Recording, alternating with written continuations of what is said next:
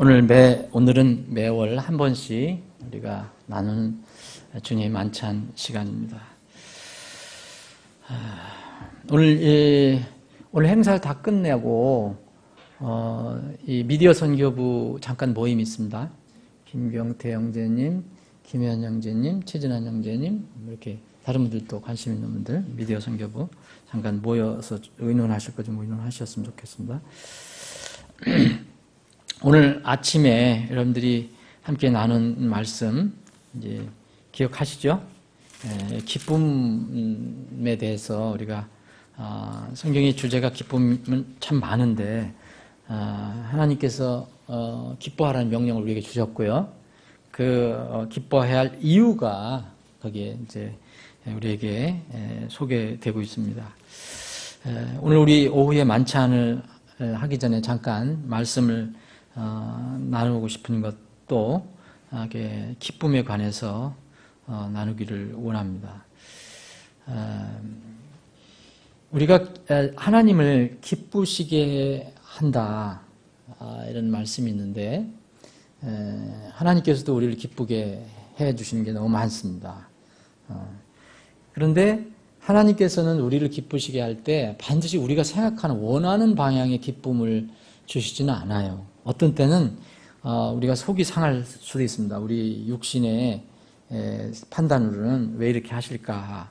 그래서 우리가 기쁨을 잃어버릴 때가 있는데 하나님께서 주시는 기쁨은 완전한 기쁨입니다. 그래서 우리가 그런 부분에서 하나님께서 우리를 완전하게 기쁘게 해주시는데 우리는 하나님께 무엇을 기쁘게 해드릴 수 있는가. 이 기쁨에 관해서 두 가지 방향으로 한번 생각을 해보길 원합니다. 하나는 이 소극적인 방향이고요. 하나는 좀 적극적인 의미에서 소극적인 방향은 우리가 결코 어떤 경우는 우리가 아무리 애를 써도 하나님을 기쁘시게 해드릴 수가 없다. 소극적인 방향.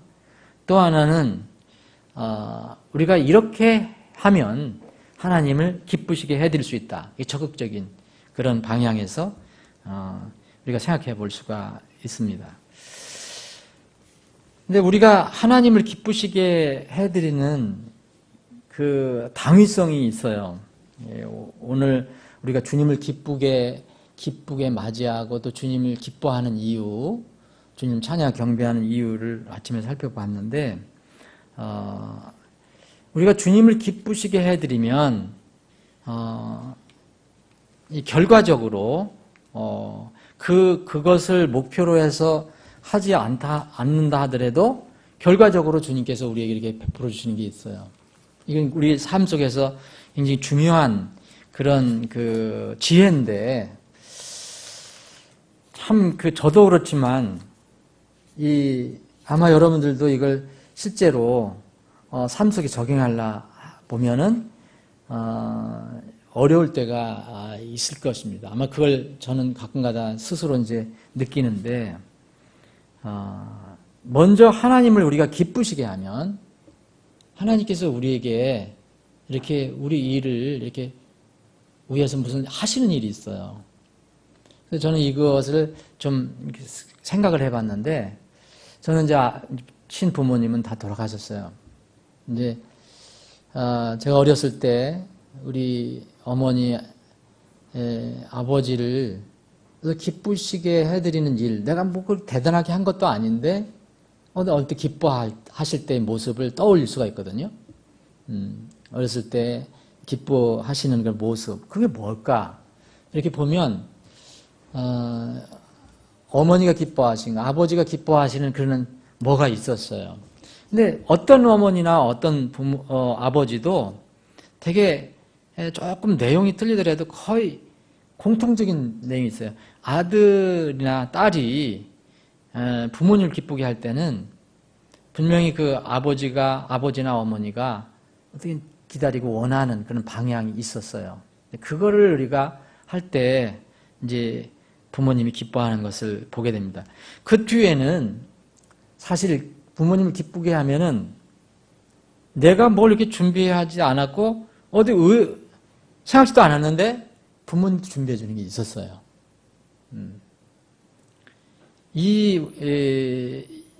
주님, 우리는 하나님을 아버지라고 부르잖아요. 우리는 자녀인데, 우리 그 실제의 부모님, 육신의 부모님과 자녀와의 관계처럼 우리가 아버지로 부르는 그 하나님도 자녀들에게 그렇게 해 주시는 것으로 저는 느낍니다. 그리고 성경에 그것을 그렇게 얘기를 해주고 있습니다.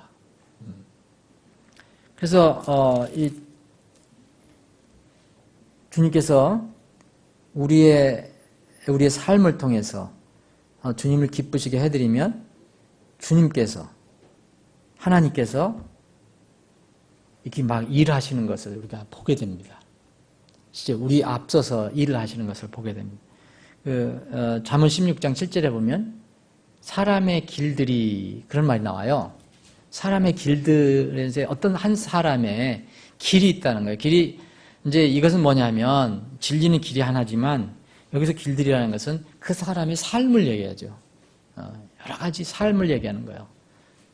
그 길들이 날마다의 어떤 행함, 말, 또 이런 삶이 주 하나님을 기쁘시게 하면, 주를 기쁘시게 하면 그분께서, 우리가 기쁘게 해드리려고 하는 그분께서 그 사람의 원수들까지도 그와 화목하게 해주신다. 이런 말씀이 있거든요. 그럼 여기에 보면 결과적인 거는 이제 그 주님께서 그 사람의 원수들까지도 화목시키게 하는 그런 일을 하신다는 게 결과가 나오는 건데, 그 결과가 나오기 전에는 그 앞에 뭐냐면 사람의 길들이 주를 기쁘시게 하면이라는 겁니다. 주를 기쁘시게 하면. 이거를 저는 이게 잠언 16장 7절을 좋아하는 구절 중에 하나인데, 굉장히 간단하지만 우리 삶 속에서 이것을 그렇게 참 적용하는 거 그렇게 쉽지 않다는 것을 느낍니다. 우리가 하나님을 기쁘시게 하면 그분께서 우리의 원수들까지도 우리와 화목하게 해주신다는 거예요. 우리 뒤에 있는 것은 우리가 하는 게 아무것도 없거든요. 하나님께서 다 해주시는 거예요. 여러분들이 혹시 어떤 어려운 문제가 있거나 원수, 여기서 표현하는 원수 같은 사람들을 만났을 때 이 사람과의 어떤 문제를 해결하려면 여러분들 정말 거의 안 될 겁니다. 실패가 될 겁니다. 그런데 우리가 먼저 그것을 옆으로 놔두고 하나님을 기쁘시게 해드리면 이 내가 가지고 있는 문제까지도 주님께서 일하셔서 그것을 해결해 하신다는 그런 얘기입니다. 그러니까 굉장히 심플하지만, 단순하지만 우리의 삶 속에서 날마다 적용하기는 그렇게 쉽지 않은 거다. 그래서 이 믿음의 선진 중에 보면은 다 믿음의 선진들이 정말 다 주님을 기쁘시게 해드리는 거라고 말씀드릴 수 있어요. 그 믿음의 선진들, 이런 믿음이 있었고, 이런 믿음이, 이런 믿음이 있었고. 근데 그 중에 특히 주님을 기쁘시게 해드렸다 하는 그런 평생의 그런 삶, 이것이 증언이 됐다, 증거가 됐다. 그렇게 이 주님께서 알려주신 사람이 있습니다. 에녹입니다. 에녹은 평생의 삶이 주님을 기쁘시게 하는 삶을 살았다고 성경은 제시를 하고 있습니다. 자, 히브리서 11장 잘 아시는 구절이면 다시 한번 보겠습니다.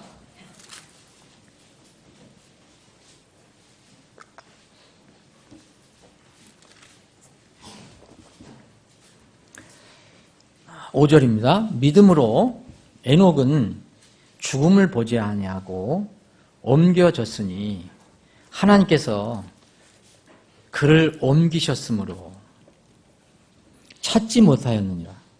그는 옮겨지기 전에 하나님을 기쁘게 하는 자라는 증언을 가졌느니라. 잠언 16장 17절의 원리 순서는 똑같습니다. 이거하고 여기 여러분 금방 아시겠죠?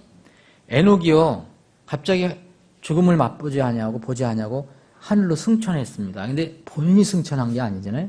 하나님께서 채 가신 거예요. 근데 에녹은 그거 하기 전에, 그렇게 되기 전에 먼저 뭐가 있었느냐면 이제 하나님을 기쁘시게 하는 자라는 증언을 가지게 됐어요. 그 결과로 하나님께서는 이 에녹을 이제 죽음을 보지 아니하고 하늘로 옮겨가셨어요. 그래서 우리 에녹이 하나님이 기쁘게 하는 자라는 증언을 가졌다고 얘기했습니다. 그러면은 이 에녹이 가졌던 증언을 이 히브리 기자는 이렇게 얘기합니다. 두 가지로 6절에 보면 믿음이 없이는 하나님을 기쁘게 하지 못하나니, 그러니까 여기 그 영어로는 이걸 impossible이라는 말을 굉장히 강한 말을 썼어요. impossible이라는 것을 굉장히 강한 말을 썼는데 그건 뭐냐면 믿음이 없이는 하나님을 결코 기쁘게 해드리는 것이 불가능하나니, 그런 뜻이에요. 불가능하다. 만약 우리가 하나님을 기쁘게 해드리고 싶은데 기본적인 뭐가 없이는 안 된다는 거예요. 믿음이 없이는 안 된다는 겁니다. 믿음이 없이는. 그래서 그 믿음이 있다는 것을 이 히브리 기자는 두 가지로 간단히 요약을 했습니다. 이 에녹에 관해서 얘기한 겁니다. 그분께 나아가는 자는 반드시 그분께서 계시는 것. 이거 믿음입니다. 이거 그분께서 계시는 것. 두 번째, 또 그분께서 부지런히 자신을 찾는 자들에게 보상해 주시는 분이심을 믿어야 하느니라.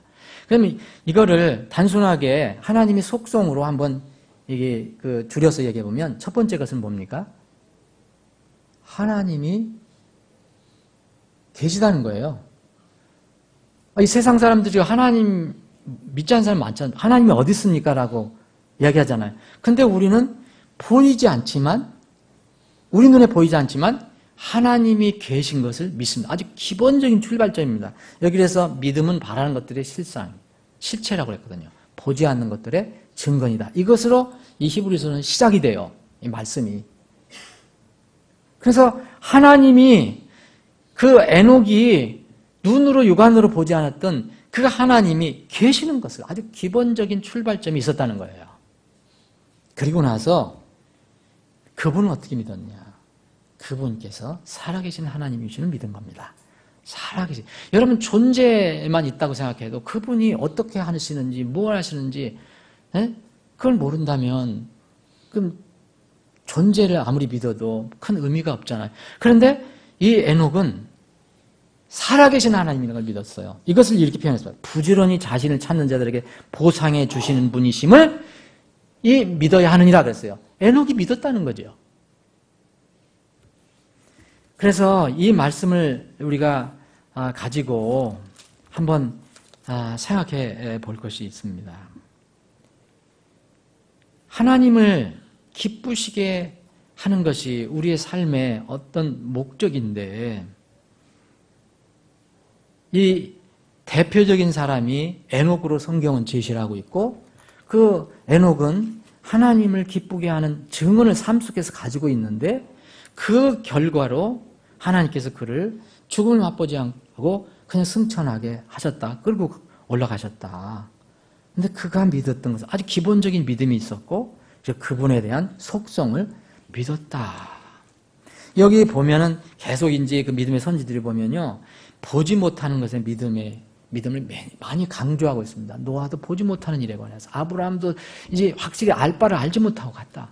이런 것들 세상이 생각하는 것하고는 다른 그런 믿음을 이야기하고 있습니다.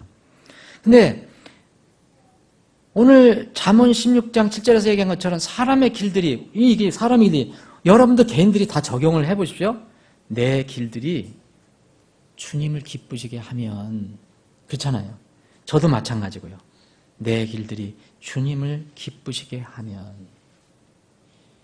나의 주님께서 여러분들의 주님께서 나의 원수들까지도 여러분들의 원수들까지도 나의 세상에 그렇게 어려운 문제들까지도 여러분들의 세상에서 있는 문제들까지도 주님께서 친히 해결해 주신다. 그겁니다. 이게 에녹은 사실 이게 살아계신 하나님, 이런 하나님을 믿은 거죠. 그럼 어떻게 주님을 기쁘시게 할까? 그걸 저는 한번 생각해 봤습니다. 주님을 기쁘시게 하는 소극적인 이 방법이 하나 있습니다. 여러분 최소한도 주님을 정말 주님께서 기뻐하시는 그런 일을 여러분들의 삶을 살지 못하면 주님을 언짢게 하는 삶은 살지 않아야 한다는 게 기본적으로. 이게 소극적인 거예요. 최소한 소극적인 거. 로마서 8장 8절을 보면 이런 말씀이 있어요. 로마서 8장 8절. 이 이스라엘 백성들이 정말 거듭나지 못하고 이 육신의 생각을 많이 붙들었어요. 이걸 이야기합니다. 7절 보면 육신적인 생각은 하나님의 법에 복종하지 아니할 뿐 아니라 참으로 그리할 수도 없으므로 무능력을 얘기하는 거죠. 하나님을 대적하는 것이나 그런즉 이와 같이 육신 안에 있는 자들은 하나님을 기쁘게 할 수 없느니라. 여기서 육신이라고 얘기했어요. 그 앞에는 육신적인 생각을 얘기했어요. 그러니까 여기서 하나님을 기쁘시게 할 수 없다 하는 것은 다른 이 7절 말씀에 의하면 때로는 우리가 육신 안에 살면요 하나님을 대적할 수도 있다는 거예요. 이 뭐 기쁘시게 하는 거 제쳐놓고 그래서 최소한도 우리가 생각해 볼 게 하나님을 기쁘시게 해드리는 삶을 살아야 되는데 정말 최소한도 우리가 육신 안에서 주님을 섬기는가 안 섬기는가 그런 생각해 봐야 돼요. 육신이라는 것은 뭡니까? 전부 내 생각이에요. 내 뜻이에요.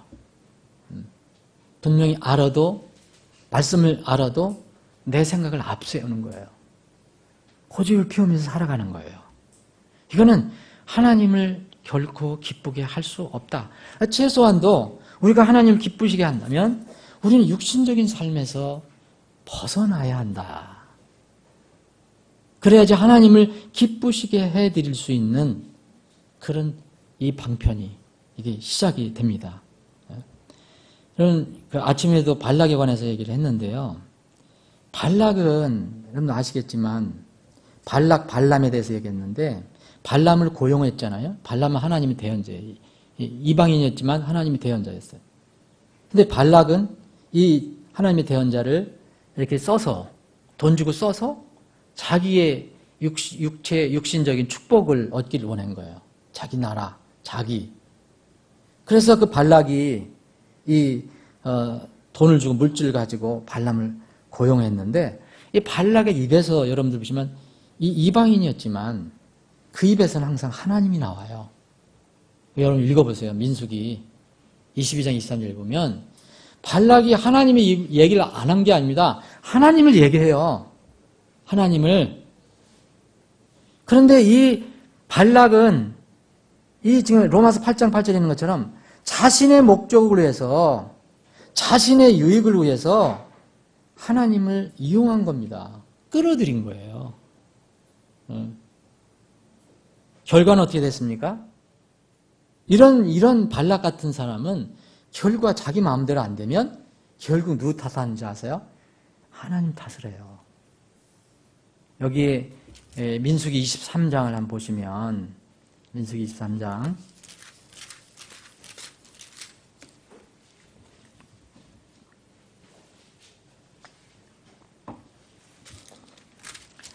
여기 민수기 22장에는 이제 발락하고 발람 이게 나오고 나귀하고 이야기하는 나오고 그러는데 민수기 24장 보면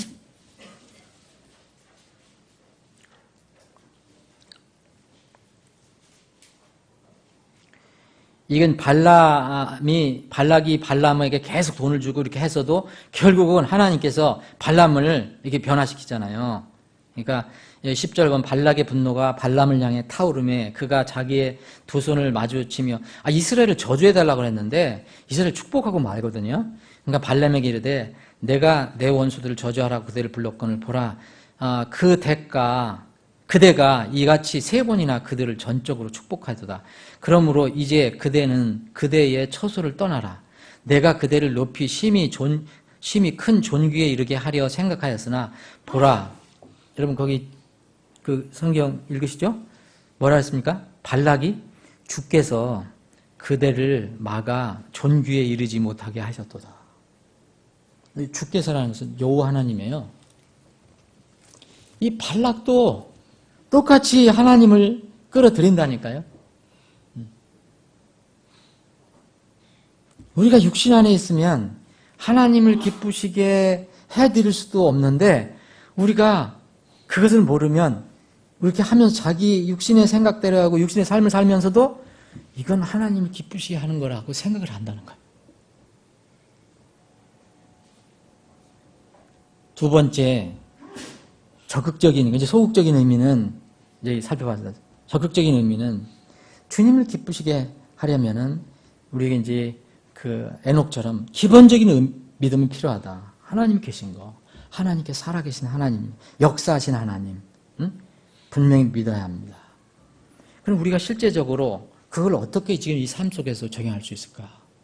첫 번째, 제 생각은 우리는 예수님을 따르는 크리스찬이에요. 그리스도인이에요. 예수님의 제자예요. 한자로 하면 기독교인이에요. 기독교라는 건 기독을, 그리스도를 따른다는 사람이에요. 그러면 우리의 삶의 기준, 어떤 본은 다 예수님이에요. 예수 그리스도예요. 예수님의 본을 따르면 된다는 거예요. 예수님이 이것을 우리에게 보여주셨어요. 이 세상 용어로 하면 예수님은 효자 중에 효자였어요. 하나님 아버지의 말씀을 한 번도 어긴 적이 없어요. 예수님은 평생 이 땅에 사시면서 평생 아버지께 철저히 순종했습니다. 공생애를 시작하실 때 침례를 받으시잖아요. 요단강에 가셔서 받으시는데 물속에서 침례를 받고 올라오시는데 하늘문이 열리고 하늘에서 아버지 하나님의 음성이 들립니다. 아버지 하나님의 음성은 그 예수님을 보고 예수님께 순종해서 침례를 받으시는 모습을 보시고 이렇게 얘기합니다. 보라, 하늘로부터 한 음성이 있어 이르시되 이 사람은 내 사랑하는 아들이라. 내가 그를 매우 기뻐하노라. 매우 기뻐하다. 이게 우리가 지금 하나님을 기쁘게 해드린다는 그 기쁘게 해드리다 똑같은 거예요. 우리 아들 예수 그리스도께서 이 아버지 하나님을 그렇게 기쁘게 해드렸다는 거예요. 여기서만 나옵니까? 변화산상에서도 하나님이 또 말씀하세요. 나를 기쁘시게 하는 사랑하는 아들이다. 우리는 예수 그리스도를 본을 봐야 한다. 요한복음 8장을 보면 이런 말씀이 있어요. 요한복음 8장. 예수님께서 스스로 이렇게 말씀하셨어요. 아버지 하나님께서도 아들을 보고 그렇게 말씀하셨지만 예수님이 내가 이 땅에 와서 사는 목적이 뭐냐? 그래서 세상 죄를 제거하시는 것이 목적이지만 그보다 앞서 아버지, 나를 보내시는 아버지를 기쁘게 해드리는 거였어요. 28절입니다. 이에 예수님께서 그들에게 이르시되 너희가 사람의 아들을 들어 올린 뒤에야 내가 그인 줄을 알며 또 내가 스스로 아무것도 하지 아니하고 오직 내 아버지께서 내게 가르쳐 주신 대로 내가 이것들을 말하는 줄도 알리라. 나를 보내신 분께서 나와 함께 계시는도다. 내가 항상 아버지를 기쁘게 하는 그것들을 행함으로 그분께서 나를 혼자 버려두지 아니하셨느니라. 항상 아버지가 함께 하신다는 것을 예수님은 이제 느끼셨고 거기에 또 28절에도 말씀하시지만 아버지께서 내게 함께 하신다. 29절 나를 보내신 분께서 나와 함께 하시는다. 근데 이유는 항상 내가 아버지를 기쁘시게 하는 삶을 살기 때문이다 라고 이야기하십니다. 저와 같은 사역자는, 전임 사역자는 말할 것도 없어요. 이제 세상 일도 하지 말고 너는 내 일만 전임해서 하라. 그렇게 부르심을 받은 사역자들은 주님을 기쁘시게 하는 삶이 최고의 삶이에요. 그래서 대사로니까 교회 성도들에게 이 바울 사도는 자기가 그렇게 부름받은 사역자인데 내가 사람을 기쁘게 할까? 나를 부르신 주님을 기쁘게 할까? 난 당연히 나를 부르신 주님을 기쁘게 하는 삶을 살아야 한다라고 얘기합니다. 에녹도 그러한 삶을 살았어요. 자, 적극적인 의미로서는 우리가 예수님의 본을 따라야 한다. 두 번째는 오늘 우리가 만찬을 합니다. 조금 후에 이제 만찬을 하는데 이 만찬의 의미를 여러분 한번 잘 생각해 보시면 만찬의 의미가 여러 가지가 있거든요. 만찬의 의미가 여러 가지가 있어요. 그런데 이 만찬은 우리가 확실히 뭘 믿어야 하냐면 하나님의 임재를 여러분들이 믿어야 합니다. 여러분들이 눈으로 보지 못했기 때문에 실감이 안 나겠지만 분명히 이런 말씀을 믿으시면 하나님 임재를 믿어야 돼요. 그래야지 그 만찬 하나도 가벼운 종교의식으로 끝내지 않습니다. 하나님을 기쁘시게 해드리려고 한다면 처음에 소극적으로는 우리가 육신적인 삶에서 벗어나야 되죠. 거기서는 불가능하고 적극적인 의미에서는 첫 번째 예수님 본을 따라야 돼요. 예수님의 본은 성경에 여러 가지 나와 있습니다. 나를 따르라 예수님이 이렇게 말씀하셨어요. 그 예수님을 따랐던 바울도 사도 바울도 이 편지를 쓰면서 나를 따르라 얘기했어요. 그럼 우리가 예수님의 본을 따른다는 것은 예수님은 평생 삶을 아버지 하나님을 인식하시면서 늘 당신 옆에 아버지 하나님 함께 하신다는 걸 알고 그 인식을 하고 그 아버지를 기쁘게 하는 삶을 살았다는 거죠. 그거를 다른 말로 하면 임재입니다. 임재. 이걸 하나님의 속성으로 얘기한다면 무소부재하신 하나님 믿어야 합니다. 무소부재하신 하나님. 지금 여러분들 옆에 계신 하나님이 있으신 믿으셔야 합니다. 분명히 성경 말씀이 얘기하잖아요. 우리 곁에 늘 계시지만 또 분명히 약속의 말씀이 있어요. 두세 사람이 내 이름으로 모인 곳에, 곧 예수 그리스도의 이름 모인 곳에 나도 그들 한가운데 항상 있느니라. 그건 임재의 약속이에요. 근데 이 두세 사람은 교회를 얘기해요. 교회. 그럼 교회라면 정말 우리 눈에 보이지 않지만 우리 사람들만 왔다 해주는 게 아니고 여기 하나님이 임재하고 계시구나. 여러분 왜 예배를 많은 사람들이 이렇게 가볍게 생각하고 등한히 여깁니까? 하나님의 임재를 인식하지 않기 때문입니다. 여러분 예배를 드린다면 정말 여러분 귀한 분을 가서 차라리 하물며 만난 경우에 그 사람을 경배하고 아련하고 그렇게 안 하더라도 어떤 여러분 귀한 사람을 만난다 하면 여러분 마음가짐이 틀려지고 몸가짐이 틀려집니다. 아주 예배에 관해서 나중에 또 말씀 나눌 때가 있을 거예요.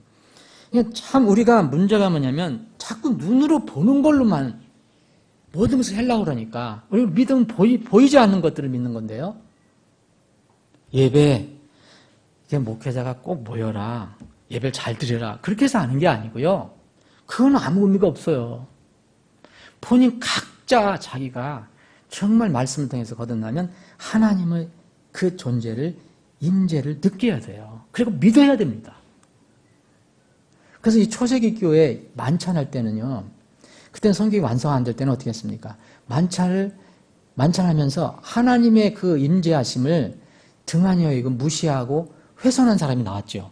여러분들 아시죠? 고린도 교회에 보면 만찬하는데 막 뒤죽박죽 어지럽게 막 했어요. 다른 사람 상처도 막 주고. 어떻게 했습니까? 하나님께서. 눈에 보이지 않는 하나님께서 사람을 거둬가셨어요. 분명히 임재하고 계신다는 걸. 그리고 병으로 징계돼 주셨어요. 주님을 기쁘시게 한다면은 무소부재하신 하나님이 지금 나와 함께 하신 내 옆에 계신다. 곧 이 교회에 함께 하신다는 것을 믿어야 합니다. 이거 안 믿으면 굉장히 우리가 예배를 간단히 생각합니다. 여러분 정말 최소한도 직장에서 높은 상사가 여러분들 한번 불렀다고 생각해 보세요. 여러분들은 이제 무슨 그 높은 자리가 아니다 이거예요. 그러면 우리 사장이 불렀다. 전무가 불렀다. 여러분 한번 몸에서 이렇게 챙겨보고 가지 않아요? 그렇죠. 사람도 그래요. 그리고 또 우리 이제 남녀가 만날 때 이제 그 미팅을 할 때 이제 결혼을 이제 생각하고 만날 때 상대방의 인정을 받거나 호감을 얻게 하기 위해서 어떻게 합니까? 있는 그대로 가는 사람이 혹시 있는지 모르지만 어떻게 합니까? 자매는 몸을 가꾸고 하여튼 뭐 단정히 하고 예쁜 옷 입고 형제도 머리 싹 한번 올리고 기름 바를 수 있으면 바르고 구두도 아주 단정한 옷도 단정. 그럼 만나지 않습니까? 분명히 그렇게 합니다. 그런데 이 시대 기독교인들은요, 이런 개념이 무슨 율법이 되는 것처럼 무슨 청바지 찢어진 거 입고 오는 사람, 그런 교회들이 있어요. 우리 교회는 없지만. 예? 청바지 그리고 무슨 이상한 것들 입고 오는 사람들이 있잖아요. 거듭났다고 하는 사람들이. 그거 이상하지 않아요? 그 하나님의 임재를 못 느껴서 그런 겁니다. 사실 하나님 말씀을 안 믿는 거죠. 두세 사람이 내 이름으로 모인 곳에 나도 그들 한가운데 분명히 있다 말씀하셨어요. 이게 믿음입니다, 사실은. 믿음이 복잡하게 고차원적으로 믿는 게 아니에요. 심플하게 어린아이들처럼 믿는 겁니다. 여러분, 하물며 세상 사람들도 그렇게 하는데 전능하신 하나님, 내 생명을 주관하신 하나님, 그 하나님을 우리가 예배한다면 여러분 태도는 어떻게 해야 되겠습니까? 사람들이 모여서 찬양하고 즐겁게 무슨 교제하고 그런 걸 생각하니까 가볍게 생각하는 거죠. 눈에 안 보이니까. 만찬은요, 하나님의 임재를 느끼는 겁니다. 하나님의 임재. 하나님을 기쁘시게 하는 것들. 이것들은 기본적으로 이렇게 소극적인 거, 적극적인 거, 예수님 본을 따라야 되고 하나님의 임재를 느껴야 돼요. 그렇게 되면 사실 구체적으로 여러 가지 얘기하는 게 있는데 그것들은 알면 지킬 수 있어요. 따를 수 있어요. 근데 아무리 소소한 거 이거 해야지 하나님 기쁘게 해야 된다. 그거 하면 뭐합니까? 이런 것을 못 느끼면 언제 가면 또 흐트러지는데요. 시편 69편 30절 31절에 보면 이게 있어요. 찬양과 감사가 하나님을 기쁘게 하는 걸 했어요. 여러분 찬양하는 것도 정말 여러분들 그런 마음으로 여러분들 하셔야 됩니다. 네? 찬양을 드리는 게 그냥 사람들 귀를 즐겁게 하는 게 아니라 나를 구원해 주신 하나님을 찬양하는 걸 생각한다면 내 눈에 하나님이 안 보이지만 하나님 임재를 느끼며 찬양하는 거예요. 감사, 사람들 앞에 나는 하나님께 감사하지만 하나님의 임재를 느끼고 해야 된다.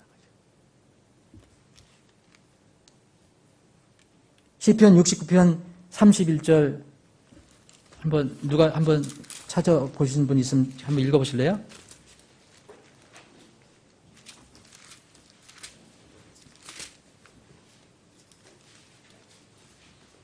제가 읽을게요. 내가 노래로 하나님의 이름을 찬양하고 감사로 그분을 크게 높이리니 이것이 또한 숫소나 뿔과 굽이 있는 황소보다 주를 더 기쁘시게 하리로다.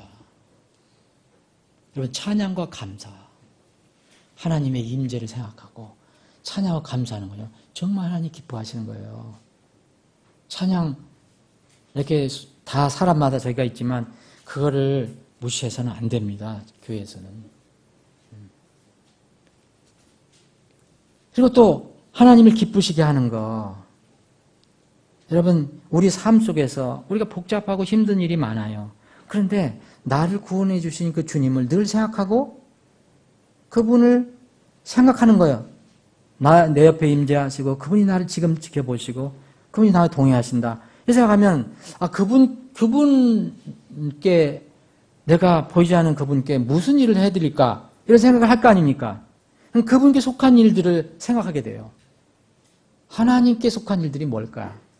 그걸 생각하는 것이 사실은 주님을 기쁘게 하는 겁니다. 고린도전서 7장을 보면 이 남녀 간의 결혼에 관해서 결혼하느냐 마느냐 이런 거에 관해서 이제 그 바울 사도가 권면을 해준 게 있습니다. 그런데 여기서 하나 생각해 볼 게 있어요. 31절 보면 이 세상을 이용하는 자들은 남용하지 않는 자처럼 되라. 이 세상 애영사. 이 세상은 영원하지 않습니다. 근데 우리가 이 땅에서 받은 것을 남용하거나 이렇게 오용하거나 이렇게 해서는 안 돼요. 자, 32절. 그러나 나는 너희가 염려 없이 지내기를 원하노라. 장가가지 않는 자는 주께 속한 일들을 염려하여 어떻게 주를 기쁘게 할까 하되, 장가간 자는 세상에 속한 일들을 염려하여 어떻게 자기 아내를 기쁘게 할까 하느니라. 야, 이게 장가갔으니까 큰일 났네. 이렇게 생각하시면 안 돼요. 이거는 결혼할까 안 할까 생각하는 사람들에 대해서 특별한 사람들에게 얘기한 거예요. 그럼 어떻게 판단할 때 이렇게 얘기합니다. 주께 속한 일들을 염려하는 것과 세상에 속한 일들을 염려하는 것, 하나님 기뻐하시는 게 다르다는 거예요. 우리 결혼하면요, 당연히 남편, 아내를 기쁘게 해줘야 돼요. 의무예요. 그런데 어떤 사람이 정말 결혼에 대해서 굳이 그런 생각을 가지고 있지 않다면 주께 속한 일들을 염려하는 것은 정말 주님을 기쁘게 한다. 기쁘게 하는 거다. 그런데 세상에 속한 일들, 이런 일 염려를 많이 하게 되면 하나님을 기쁘시게 하는 일들이 줄어들 수밖에 없다는 거죠. 말씀을 이렇게 정리를 해보겠습니다. 오늘 만찬이기 때문에 이게 그거에 관련돼서 이렇게 말씀을 나눈 겁니다. 대사님께 교회는 지상에서 하나님을 기쁘시게 하는 방법을 배운 교회 중에 하나로 기록을 하고 있어요. 대사님께 교회가. 대사님께 교회는 가난했습니다.